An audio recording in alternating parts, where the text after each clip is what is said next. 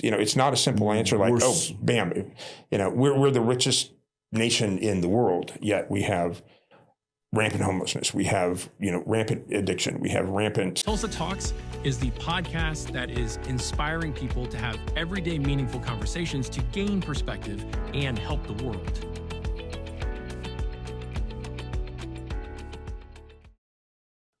I don't know if you know anything about the Complete Peace movement. You know about Tulsa Talks. Yep. I looked you up on Facebook. I saw you on Facebook.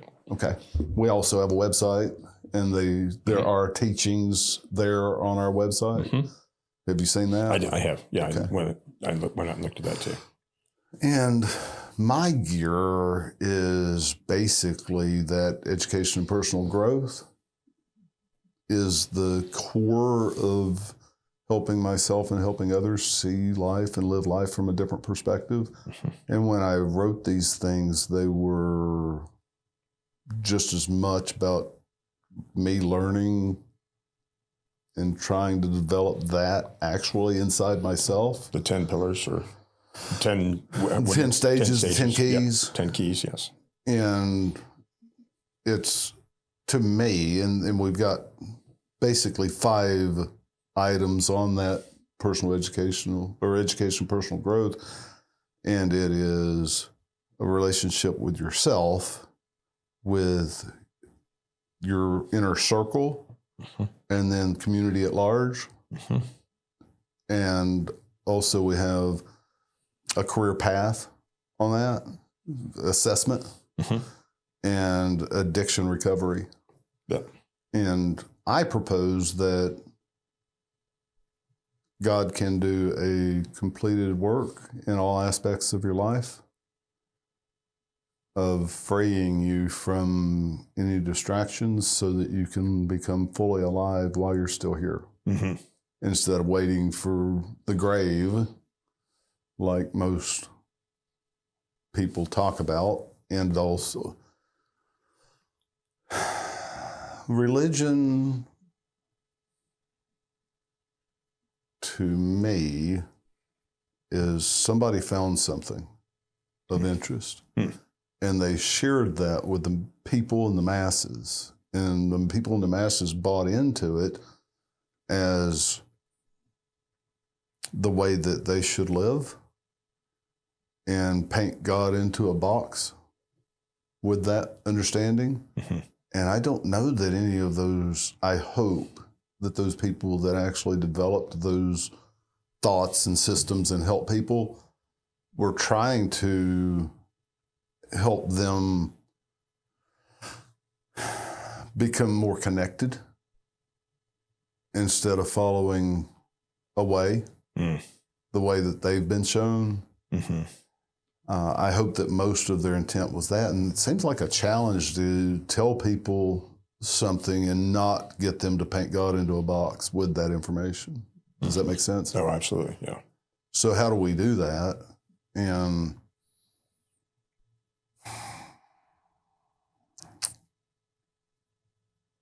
I hope that people don't buy into what we're doing and put God into a box. Okay. I've seen it done many times. And the difference in religion and relationship to me is, the difference in religion and spirituality is religion is man telling you and spirituality is God showing you. Mm-hmm. No, absolutely, yeah. It seems to me that ongoing religion, some of the denominations, some of the focused groups are there to control people. Most assuredly. Most assuredly. Yeah. Yeah. More than not. It seems. Yeah. Yeah. More than not. Very few organized religions don't do that I've seen. Yeah. I was born and raised Catholic, so I know very, very much of what you speak. Yeah.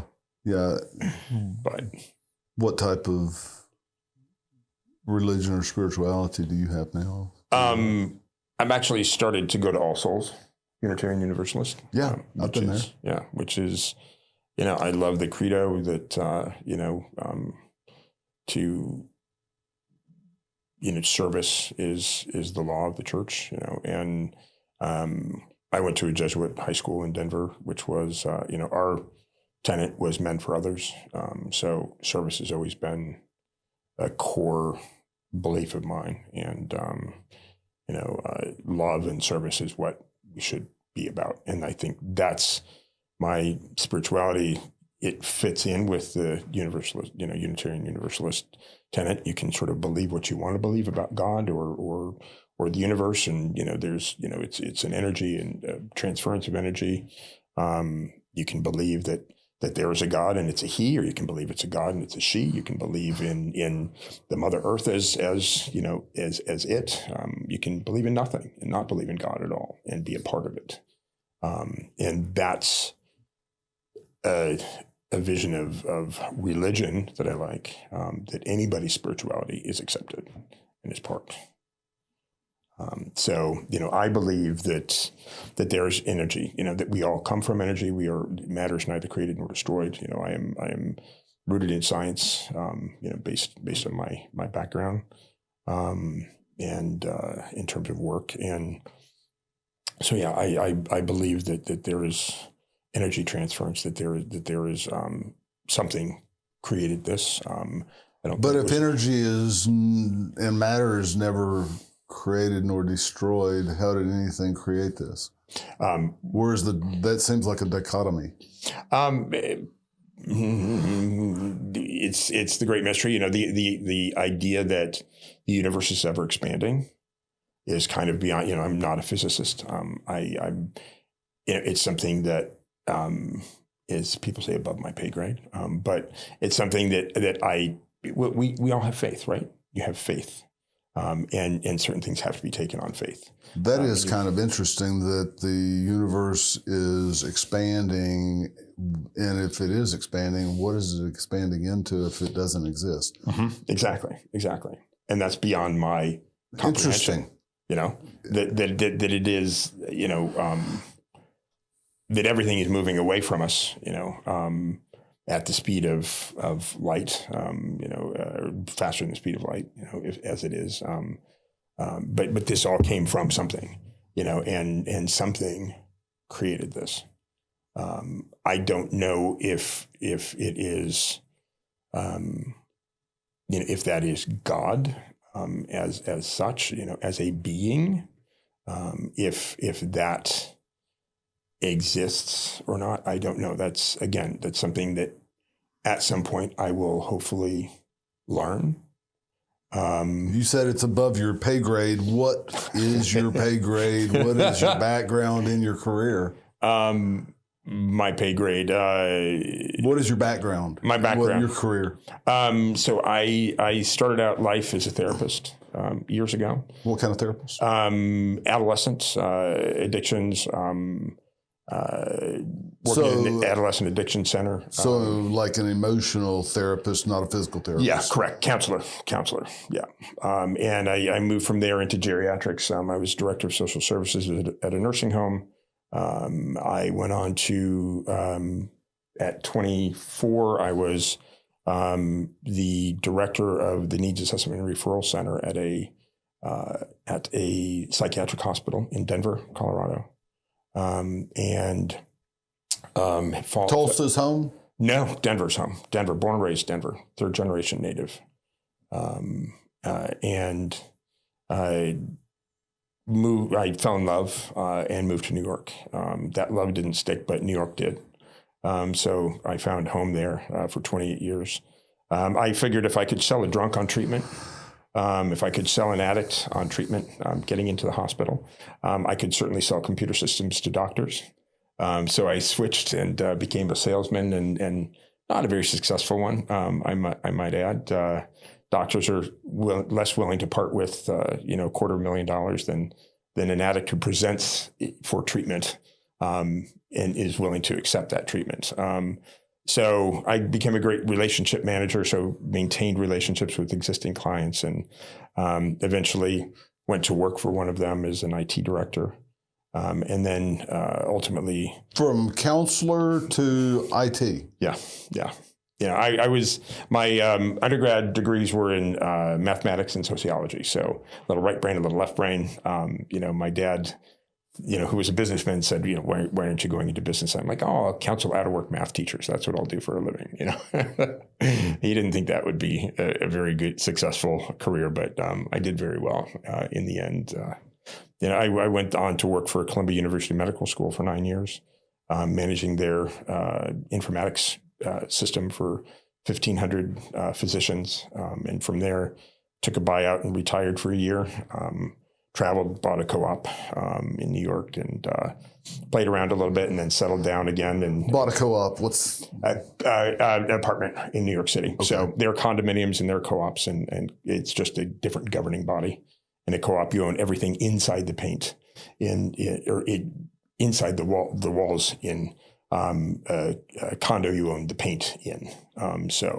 And there's a board of directors with a co-op, and you own shares in the whole building structure, that sort of a thing. So bought our co-op and went back to work for a subsidiary of Aetna called Active Health Management, and ultimately was vice president of informatics and creating wellness programs for companies like American Airlines and the state of North Carolina, managing clients, Eaton Corporation, Walmart, et cetera, and doing their return on all the data analytics and reporting for the company. Had 28 direct reports. It was fun. It was a good time. I loved what I did. How long did you do that? 9 years also, before leaving work in 2015 to take care of my mother. My mom left work one morning, or left the house one morning. I went to Walgreens and left Walgreens, went over to Safeway, walked out of Safeway, not remembering why she was there, proceeded to, and she lived in Denver at the time, got in her car, got on the highway, which at that point she would rather stick needles in her eye than drive on the highway, got on I-70 up through the Eisenhower Tunnel, was low on gas, so gassed up back in Breckenridge, got directions back to Denver. I called her at 9:30 at night from New York on her cell phone because I wasn't able to get her all day at home. And she said, "Kevin, help. The car made a funny noise and stopped." And I'm like, she's on a flip phone. This is 2015. There's no Life 360. There's no family tracking. No idea where she is. And I'm in New York. So fortunately, a Good Samaritan, a woman with her daughter driving back from a basketball game, noticed my mom's car stopped. She was out by the airport, had run out of gas completely. So she was able to call her husband, get gas. I was able to call family friend, come pick mom up. And we realized at that point that we needed to do something. And so we built her a house near my sister's property out in Inola. My sister had moved here. Single mom, 4 kids that she adopted from Liberia. And she wanted those kids to grow up near other kids from the same orphanage. And there was a couple out in Inola that had 2 kids from the same orphanage. So she came out here to give them a different experience than living in Laramie, Wyoming.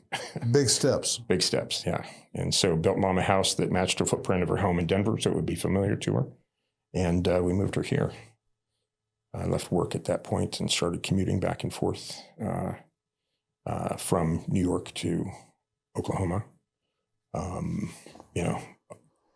while, having relationship problems at home, delving more into an addiction, and breaking from it here, going back to it there, going back to it. Finally just made the decision that in 2019, the commute was just killing me, as was everything else. Relationship had completely hit the tank after 16 years, and moved here in 2019. And you live in the city of Tulsa now? Yeah. Bought a house here, and city is now home. It's a great place to be. We met at Restore. We did. Habitat for Humanity's resale shop. and standing there, and I try to have a bit of humor with people. If I can't have a meaningful conversation, I try to help people laugh. Those are my two ways of life, interacting with people. I like that. And you were standing there behind me, and they asked me do you want to round up? I was like, no. Yes. I'm already giving you this much money. Why are you asking for more? And I know a lot of people will answer that way, and maybe they're on a restricted budget. I get it. We've been fortunate to have some resources to be able to have some fun. And so I gave her a bit of a hard time, intending the whole time to give them almost $50 extra for what they do. I believe in the Habitat for Humanity and Restore. They're a great organization. And you were there buying something as well. And what are you doing with that purchase? I actually have decided, while I was taking care of my mom, for the 9 years I was caring for my mom, I'd go out, on my day off. I was full-time, 24/7, 5 days a week. I had somebody come in for 48 hours, and that was my break. I'd go to my place, visit my belongings. I had what I used to call a very high rent storage unit, which was my apartment. And I'd visit my belongings for a day, and I'd go out and I'd thrift. And it was my little thing, to get my little endorphin rush, to, find a great buy.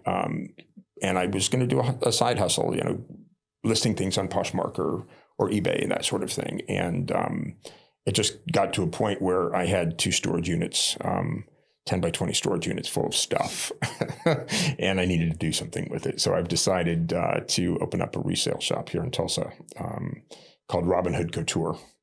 And the goal is to sell everything that I've accumulated, but then to give back to the community here. And 25% of the proceeds will go to charitable organizations. And you are doing these charitable organizations a little different than some others, which you go and you give money, or you round up, as a lot of businesses try to help people do, to be able to give through their organization to a specific organization. Yep. You told me that you have 5 different organizations that people can choose from. Correct. Yeah. So I'm currently volunteering at 2 of them. I've been involved with a third peripherally through voting rights and voter outreach. But they're all organizations that I truly believe in, and they're all local grassroots organizations that help people here locally in Tulsa. Clare House, which is a home where people can go to pass away who are involved in hospice. It allows families to be present for their loved one's death and not have to be caregivers. We take care of the loved ones there. They have 10 rooms. It was founded about 25 years ago by Nurse Kelly Scott. Fabulous place to be and to go. Tulsa Cares, which was founded in 1991 for HIV and AIDS support initially, but it's morphed and additionally has Hep C, hepatitis C services and nutrition services for underserved and those people that are being taken care of by Tulsa Cares. There are about 800 clients throughout the counties that they serve.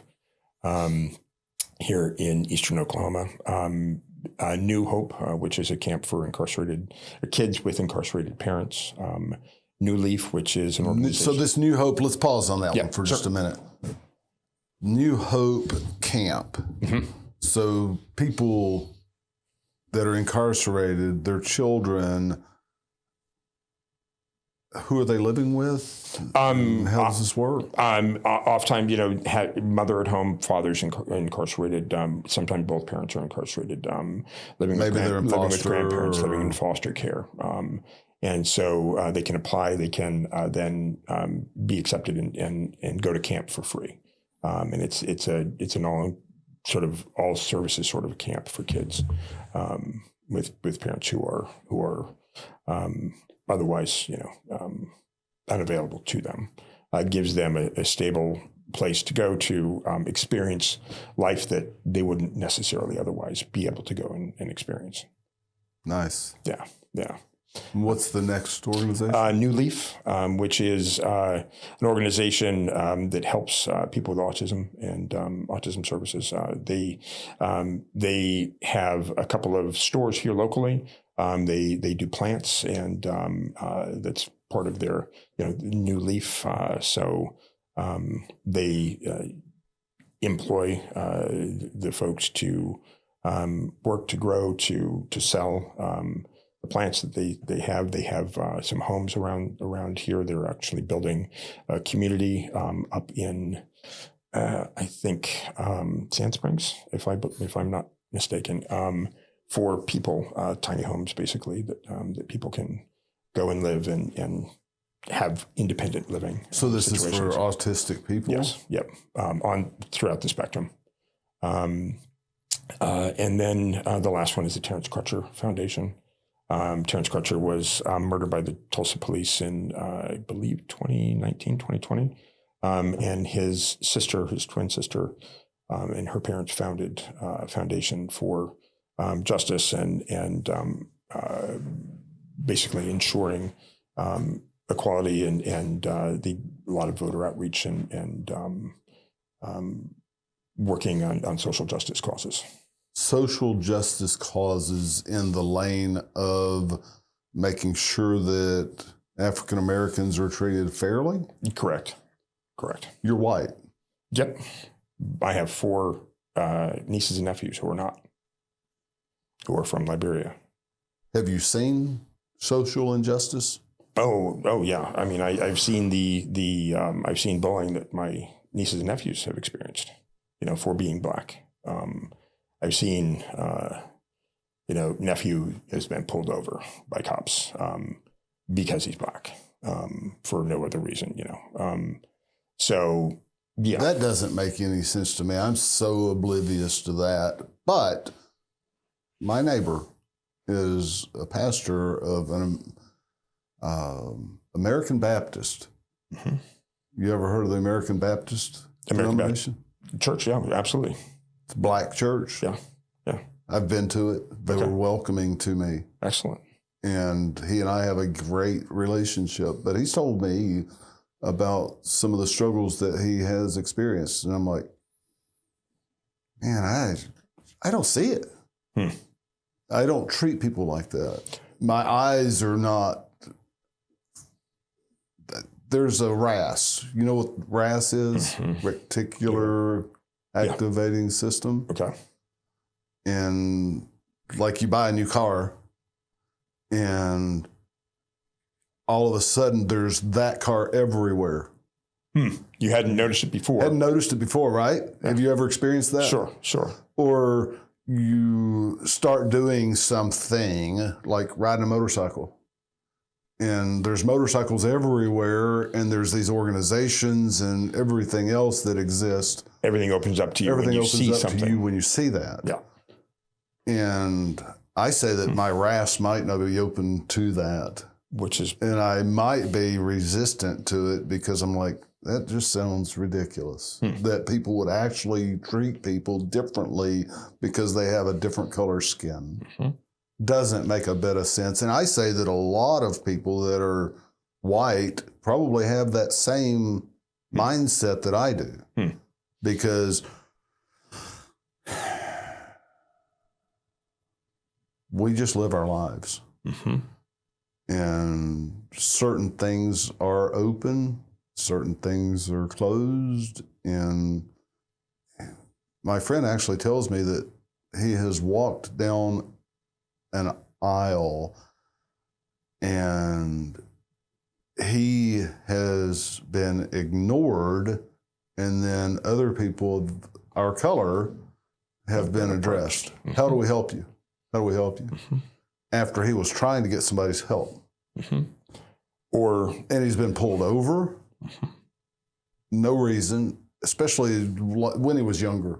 And this man is a respectable man that is a pastor that's a retired sales director, regional sales director. So it's not that he's hoodish. Mm-hmm. It's not that he doesn't present himself well. He's articulate. He's clean. He's professional. He's not one of these guys that have their pants hanging down around their knees. So is that what you consider hoodish? I wanted to ask what hoodish is to you. Well, there are people to me that have the big gold teeth and have the different wear, and that is an inner city vibe. I think people would probably agree. Is that right or is that wrong? It's a different culture. It's a different culture. Yeah. And there's also people that inner city, that are white, that live out in trailer parks and have that culture. There's the farmer, they have that. Then there's all different walks of life. Right, and exactly. There are people that are going to treat all of those people differently. Correct. Based on what their veil, what their perspective, how they present themselves. Correct. And how you perceive that. Sure. Exactly. It's how we perceive others. Right. Absolutely. And it's what veils we have over our eyes. Our perspective. Correct. For our perception. Correct. And I have seen people that are that style, inner city, cool, it's cool, whatever. Not my thing to judge anybody else, but I have heard that judgment passed. Sure. That person is ghetto or hood or what have you. Right. And I have seen that. Okay. I have seen that type discrimination. And I don't agree with it either, but I know that does exist. Okay. And white people that dress like that and act like that are discriminated against as well. Surely. So I don't know that it's a color thing. The Mathers of the world, the M&Ms of the world. Yeah. So I don't know that it's a color thing. Right. Is my point. I think it's a culture thing. Would you live in North Tulsa?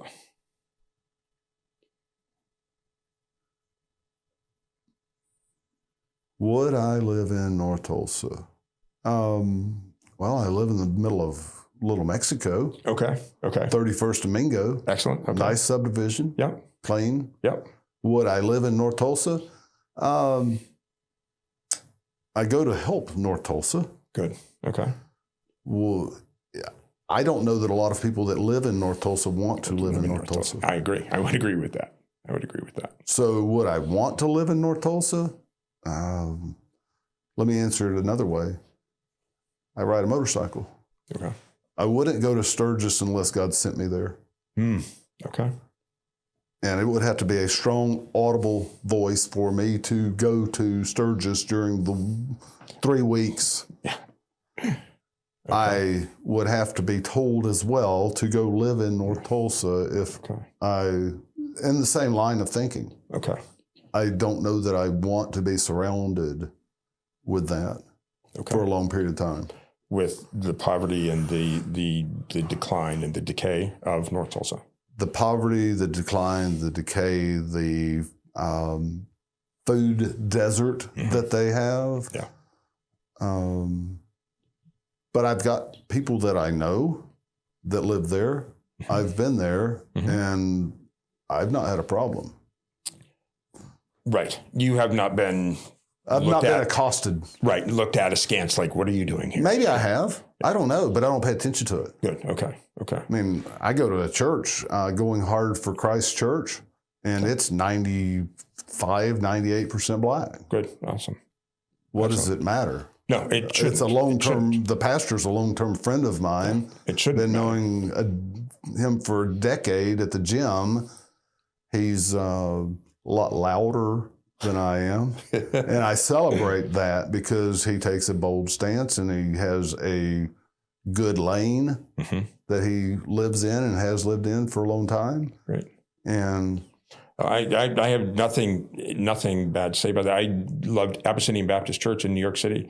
Going to Easter services there were just fabulous, just amazing. Yeah.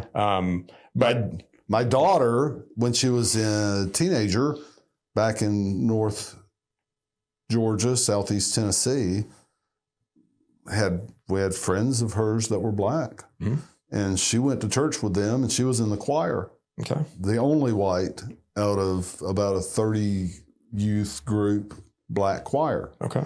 So, and I don't see the discrimination as far as the color is concerned. I do as far as culture is concerned, as far as the vibe that people put out. That people, perceive that people are putting out. Correct. So social justice. So you agree North Tulsa has had a significant decline over the last 4 decades. Food desert, blah, blah, blah. Yeah. You don't think that's a social justice issue? I don't know what it is. Okay. But I'm going to try to learn what it is because I've not exposed myself to that. But the Complete Peace movement tries to celebrate all people of all walks of life. Excellent. Helping them to be able to say, I am one piece. Good. This is my lane, and I celebrate everybody around me that are staying in their lane. How do I navigate this is a question that I have, and my next step is you happen to be here Juneteenth. Yeah. How about that? And we're having this conversation, which we didn't plan by any means. Yeah. Very organic. And my next step, in fact, Jesse O'Day, the fellow that's production manager here, said, Craig, it's Juneteenth. I said, why do you have a white guy coming in? Does Juneteenth, my response was, and Juneteenth is on our website as one of the top 100 things to do in Tulsa. Yeah. And it is for the events month. We have like one every month highlighted on the top 100 things to do. Juneteenth is there. Excellent.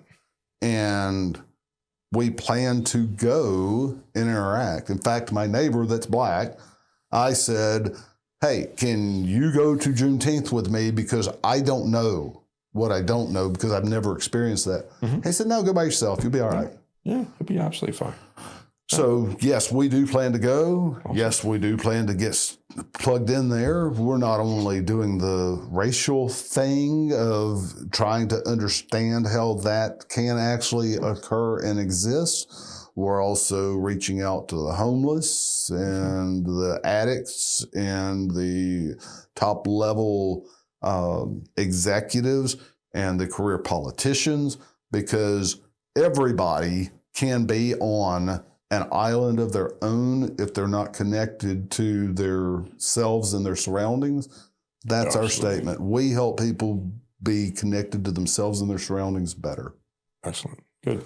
So how do you see that social injustice, and what can we do if you have any ideas? I'm open. I mean, there are so many systemic things, from housing to job discrimination to, you name it. It's all been talked Do they about. want jobs? It's all been talked. Do these people in those areas want jobs? Of course, who wouldn't want to work? Well, my brother is part of Goodwill. Okay.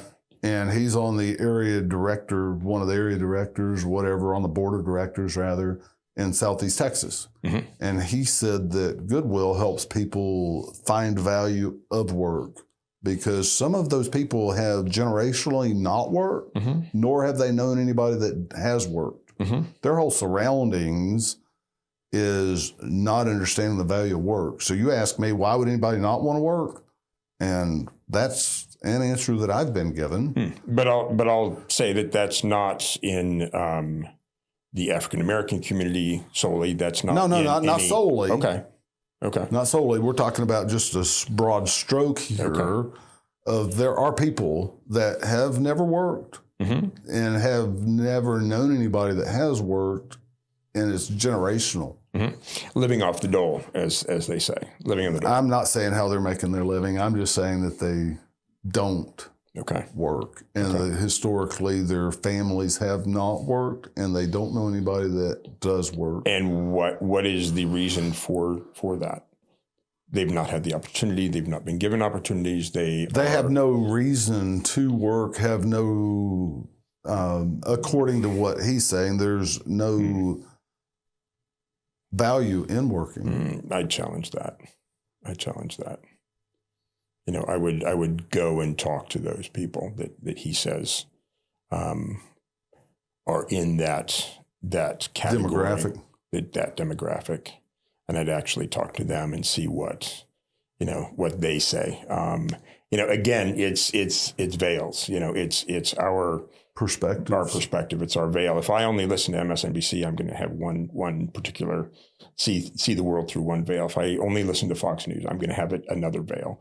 You know, you need to be open to everything. You need to keep your ears and your eyes open. Yeah. And hear everything. Do you have people that you know in that arena that already has relationships and trying to help people? Sure. I mean, I've been involved in different organizations throughout. You know, I went to, as I said, I went to Regis Jesuit in Denver. You know, and Men for Others is the motto of the school at that time. You know, now it's co-ed, and you know it's all changed. But it's serving others and helping others has always been a part of my life, you know. So I've we've done that too, but just not in that lane. There's a bunch of different lanes to help people, right? Oh, absolutely. Oh, 100%. I mean, you help your own. You know, if you look at different communities out there, they help and promote their own. You know, obviously, you know, and it's a good thing to do. I think, you know, helping others around you. So yeah, there are a number of different organizations that help in that community. There are a number of organizations up in North Tulsa that work in those communities. What's their challenge to becoming employed in a better rate? I think there are a lot of challenges. You know, looking at my own family, you know. You know, my nieces and nephews have had, you know, varying success rates, you know, in different things, and with what they do. They came over at different ages and therefore have had different experiences with getting into, you know, a westernized system. You know, the youngest came over at age 6, and she's now graduated from college and is working with Teach for America. The oldest, or the one who came over oldest at age 12 has had the most problems, but he's now in the Navy and he's serving somewhere over in South China Seas or somewhere in the Gulf now. We don't know. But getting into the Navy has been very good for him. So assimilation is a good thing? Yeah. And more challenging if you're older? In this country, absolutely. You know, if you don't look like, talk like, sound like, you are prevented from gaining traction, I think. Is my perspective, is my veil anyway. You know, and that's of any race, creed, color, denomination. You know, if you talk like hillbilly, for example, you know, then you know you are painted a particular way. If you Ebonics is your you know your tongue, you're painted in a different picture. So yeah, there challenges all across the board. I mean, look, transportation. You know, I have a friend whose car broke down. I fortunately have a truck that I was able to give him. If he couldn't have used the truck, he would be out, you know, and not be able to rely on that transportation. There are people who live on the margins that, you know, they lose their car, they lose their job, you know, and that's their source of it, you know, so it just snowballs. And that's no matter Black, white, Asian, Latin, any, you know, people, so many people live on the edge and live on the margin right now. You know, so many people are one illness away, one accident away, one incident away from losing everything in this country today. Yeah. You know, and that's one of the things that I want to do with Robin Hood Couture is to push those things and help in some way that I can locally. So you think that people should be hiring those that have Ebonics as their first language? Why not? And I don't know. Why not? Why not? What do we have to lose? Should they hire the hillbilly to do certain jobs? Telecommunication, hey, how are you doing? Let me help you out with your computer. When we call 800 numbers and we get, you hear the accent, what is your first thought? Like, oh no. So my first thought is I hope that I can understand what they're saying. So that we can maybe resolve the issue that I've called to ask them to help me. Right. But not that they're not intelligent, absolutely. Not that they're not able to do what needs to be done, right. But there might be a communication barrier. So should that happen? Why not? What do we do? Why not? I mean, we expand our horizons. Why does everybody have to be like us? Why does everybody have to fit into the veil that we see our life through? So best practices in our perspective is not necessarily best practice in reality? Well, best practice for me is not best practice for you. I've been in healthcare my entire career up until now. So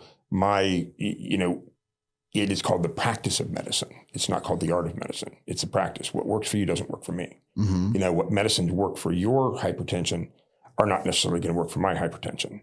So I get prescribed different medications. One's an ACE/ARB, one's a beta blocker. So. Yeah, my prescription is to exercise as often as I can and have a reasonably good diet and not let stressors affect me. Excellent. You seem pretty mellow. It's good. Yeah. Not always been that way. It's absolutely through development of being broken from high stress things. Okay. And not allowing things to affect me anymore. Okay. So there are, like you said, a lot of different ways to live. Correct. And so your thought is how do you get trained and how do you get qualified and how do you get that type system for people that are living on the margin? How do you get them plugged into society in a meaningful way, I think is a good question that we're kind of posing here. How do you equip them? Because there are a lot of people, in fact, teachers, which your niece is Teach America process. Teach for America, yeah. And my daughter thought about doing that, and she ended up not for now anyway. Okay. But she is a pre-K teacher for Tulsa Public Schools. Oh, right. And there's a place where people get government assistance and then where they make just enough to not get government assistance. Yes. And that's where a lot of people are thinking, well, I should not even work because I'm going to fall in that place where I can't afford to live. Correct. I can't afford to save. I can barely afford to live. And if something happens, I'm homeless. Exactly. So it might be better for us to not work and just get government assistance. Sure.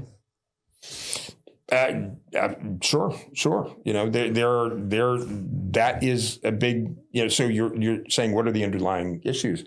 Well, base pay, so if we're making minimum wage, what is it, $7.75 here in Oklahoma? Yeah, I was. It's been so long since I've been there. I don't know. I was a contractor and I never hired anybody for minimum wage. Good. Not how we functioned. You pay a living wage, and that's what should be. Yeah. And that living wage varies from city to city, from state to state, obviously. Sure. It costs a hell of a lot more to live in New York and LA and Chicago and Dallas than it does to live in Tulsa or Pawhuska. But entry-level positions, according to a lot of economists, if you raise minimum wage, everybody else's wages are raised because inflation hits, and then they're back in the same position as they were. It's an Ouroboros. It's the snake eating its tail. Where does it end? How does the cycle work? We are a market driven economy. We are a consumer. Consumerism is real deal. Yeah, the base of our economy. It is. But if we so that very example, have had people in my life who, as a therapist making $54,000 a year, and they got a raise, and that then knocked them, a $2,500 raise, and that knocked them out, their kids out from Sooner Care. Their kids can no longer be covered by Sooner Care because now they make just $500 more. Can I reject that raise and just live on that so that the kids continue to maintain health care? Because if not, then I have to is more expensive than the raise was. So exactly. So you're losing money by getting a raise. Yeah. Our system. So you're asking what underlying. There's an underlying issue. So it's all different areas. It's very complex. It's not a simple answer like, bam. We're the richest nation in the world, yet we have rampant homelessness. We have, rampant addiction. We have rampant, the only westernized country that doesn't have a socialized medical system where everybody gets medical care, be that privatized or what, but everybody should have that accessible to them. But yet we have the highest medical expenses of any any nation in the world. There are lots of things that are broken in our system. Districting, and redlining and marginalizing people of color. They're in New York City. When they laid the highways down, they took over. They blocked neighborhoods off, and because they were of color or of marginalized people. Yeah, no exit ramp, no entrance ramps. Exactly. There. Just put a freeway right over. That happened here in Tulsa. Right through Greenwood. Social injustice. I don't want it through my neighborhood. No, through Midtown, absolutely not. I don't want my, my neighborhood, maligned by, a viaduct, an overpass. But yeah, we can put it over there. That's fine. Social injustice, So when I asked you, would you want to live in North Tulsa? Yeah, no, I wouldn't want to either. Just because there are. Well, I didn't say I wouldn't. Well, you'd have to have discernment. Yes, I would have to have a reason to live there. Right. You wouldn't choose to do there unless you had some directive cause. Some cause. Yeah. Right. The services, the decline, the decay. There's some great neighborhoods up there still, but it's. But they've put different grocery stores there. And they've been, historically, not too long ago, they've been vandalized and burned. Okay. And so they just failed. And that's tough to be in our type. Market-driven economy. Capitalism. Capitalism, yes. And put your money into something that people are going to vandalize and burn. Mm-hmm. What happened in 1921? What happened in 1921? The Tulsa Race Massacre. Yes, sir. And burning, of neighborhoods and bombing of neighborhoods. Yeah. That's social injustice. Absolutely. Hard to put your money into something that people are going to then burn down. Yeah. Yeah. It's a sad state, Yeah. but I don't know that we're going to solve it this morning, but No, we absolutely certainly hit the topic pretty strongly. Yeah. Thank you. And tell us a little bit more about what your resale shop is doing, what it has to offer. So Robin Hood Couture, we're on 15th in Delaware, 2818 East 15th.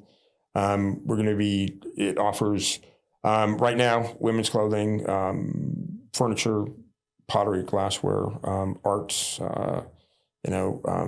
resale. I purchased everything, and reselling and for greater good, Robin Hood, stealing from the rich and giving to the poor. But, I'm looking at it, obtaining good, goods, and goods for good, basically, goods going to good causes. So you're not stealing from the rich? No stealing. No stealing.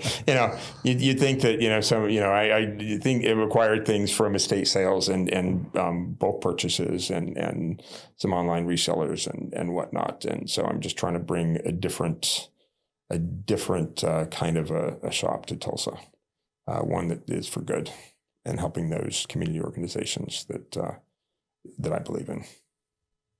That people get a choice to which one they want to give that 25% to. Correct, because it's not just me. It's not just going to Prime Thrift, which is disabled American veterans, or the veterans group, or going to Animal Aid and helping that particular.